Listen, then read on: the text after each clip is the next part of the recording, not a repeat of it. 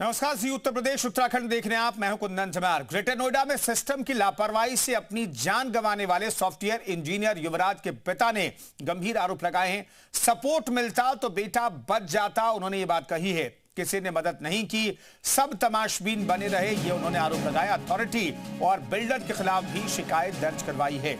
राजकुमार मेहता कुछ देर में ही मौके पर पहुंच गए थे। लोग वीडियो बनाते रहे, तमाशा देखते रहे। युवराज मोबाइल के फ्लैश लाइट दिखा करके अपनी लोकेशन बता रहा था, लेकिन पुलिस टीम, फायर ब्रिगेड ने किसी ने भी अंदर जाने की यानी कि पानी में उतरने की हिम्मत नहीं की और इसी वजह से सॉफ्टवेयर इंजीनियर की मौत हो गई थी नोएडा के सेक्टर 150 में।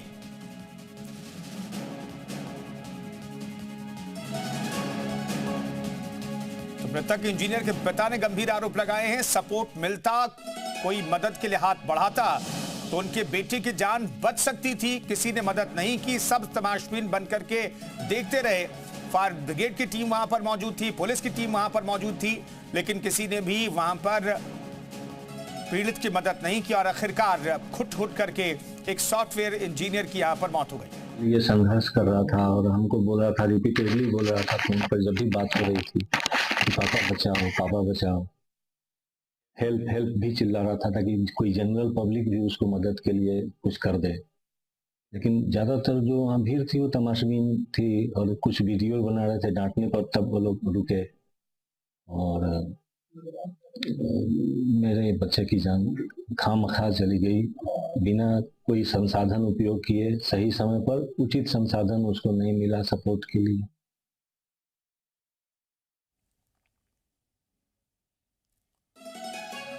सिस्टम की लापरवाही से युवक की जान गई। लोग वीडियो बनाते रहे, तमाशा देखते रहे। ये मृतक इंजीनियर युवराज के पिता का गंभीर आरोप है। किसी ने मदद नहीं की, सब तमाशबीन बने रहे। यहां तक कि फायर फाइटर्स वहां पर मदद के लिए नहीं उतरे। हालांकि इस पूरे मामले में 2 कंपनियों पर एफआईआर दर्ज हुई है, लेकिन जिनकी जिम्मेदारी वहां पर युवक की जान बचाने की थी। बचाव के लिए संघर्ष कर रहा था और हमको बोल रहा था, रिपीटेडली बोल रहा था फोन पर जब भी बात हो रही थी कि पापा बचाओ, पापा बचाओ, हेल्प हेल्प भी चिल्ला रहा था ताकि कोई जनरल पब्लिक भी उसको मदद के लिए कुछ कर दे। लेकिन ज्यादातर जो वहाँ भीड़ थी वो तमाशबीन थी और कुछ वीडियो बना रहे थे डांटने पर, तब वो लोग रुके। सही समय पर उचित संसाधन उसको नहीं मिला सपोर्ट के लिए, उसका जीवन चला गया। उसने 2 घंटा संघर्ष किया जान बचाने के लिए खुद से। थोड़ा सा सपोर्ट मिलता तो वो बच सकता था।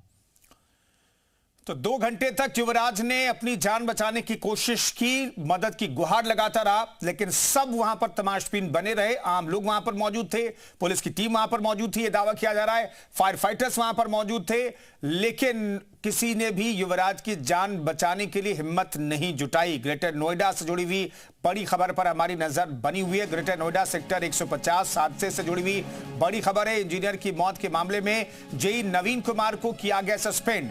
2 बिल्डर्स के खिलाफ केस दर्ज किया गया है। पिता की शिकायत पर एफआईआर हुई है। नॉलेज पार्क थाना इलाके की घटना है। बता दें कि सेक्टर 150 में बेसमेंट के पानी में कार डूबने से युवक की मौत हो गई थी। मामले में 2 कंपनियों के खिलाफ केस दर्ज किया गया है। MZ Viztown planners private limited और lotus greens construction private limited के खिलाफ धारा 105, 106(1) और 125 बीएनएस के तहत प्राथमिकी दर्ज की गई है।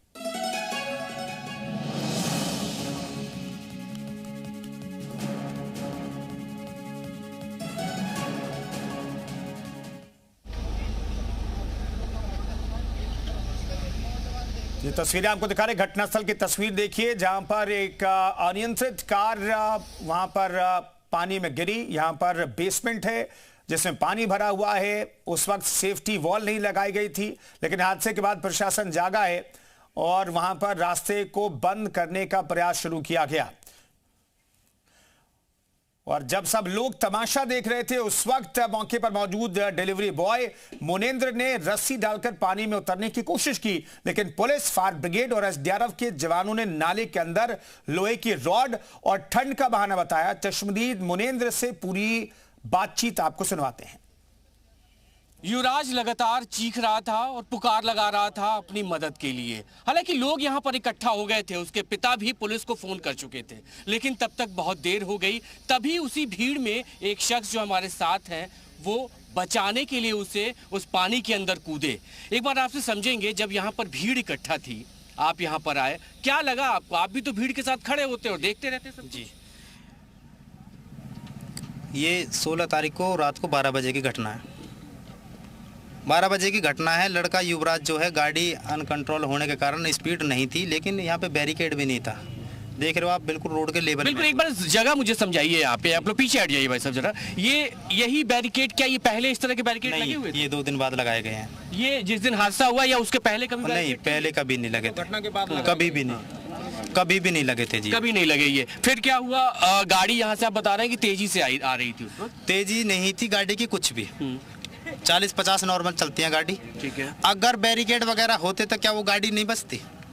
100% बड़ी गाड़ी थी। ग्रांड विटारा बता रहे थे कंट्रोल भी हो जाती, लेकिन कोहरे में ना दिखने के कारण।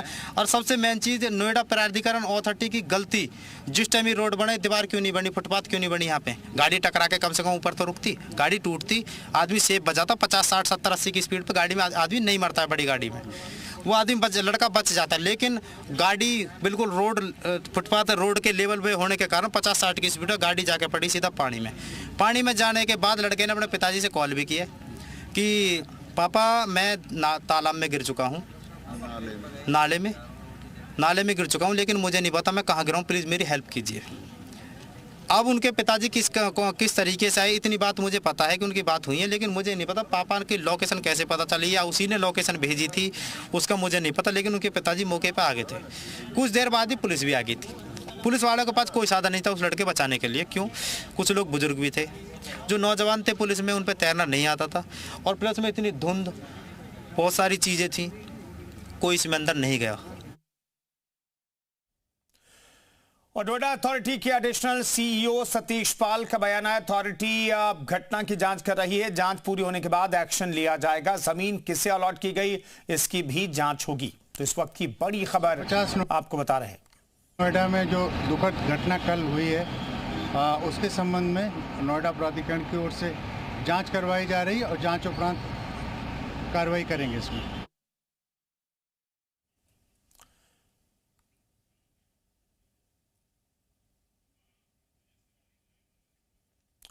ब्रजेश तिवारी ग्राउंड जीरो से हमारे साथ मौजूद हैं। ब्रजेश, प्रत्यक्षदर्शियों ने क्या कहा? जिस युवक से आप बात कर रहे थे, फाइनल उसकी बातचीत में आपको क्या लगा, कहां पर लापरवाही हुई है?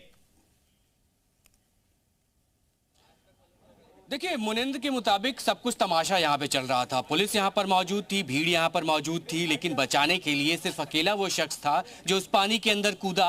80 मिनट का पूरा ये वाकया था जब युवराज लोगों से, जो पुलिस वाले यहाँ पर मौजूद थे, उनसे चीख रहा था। उसकी मोबाइल फ़ोन की लाइट से उसके लोकेशन को ट्रेस किया जा रहा था। और इस बीच डेवलपमेंट के नाम पर मैं अगर बताऊँ तो प्राधिकरण ने अपने एक जूनियर इंजीनियर के खिलाफ कार्रवाई की है। साथ ही जो युवराज के पिता है उनकी शिकायत पर बिल्डर के खिलाफ जांच शुरू कर दी गई है। लेकिन यहां पर मौके पे मैं आपको दिखाऊं तो ये सीधा जो रास्ता है ये यहां से आता था और यहीं से बाएं ओर की तरफ युवराज का घर था, वो उस तरफ जा रहा था। लेकिन इसके ठीक सामने आप देखेंगे तो ये ब्लाइंड टर्न है और इस ब्लाइंड टर्न पे पहले इस तरह के बोर्ड्स नहीं लगाए गए थे। ये सब कुछ यहाँ पर खाली था और यही वजह थी कि 16 तारीख को जब वो चूंकि कोहरा बहुत ज्यादा था और यहाँ से सामने आया तो उसे अंदाज़ा नहीं लगा और उसी वजह से ठीक सामने जो आपको दिख रहा है तालाब नुमा ये पूरा जो गड्ढा है, इसके अंदर उसकी गाड़ी समा गई।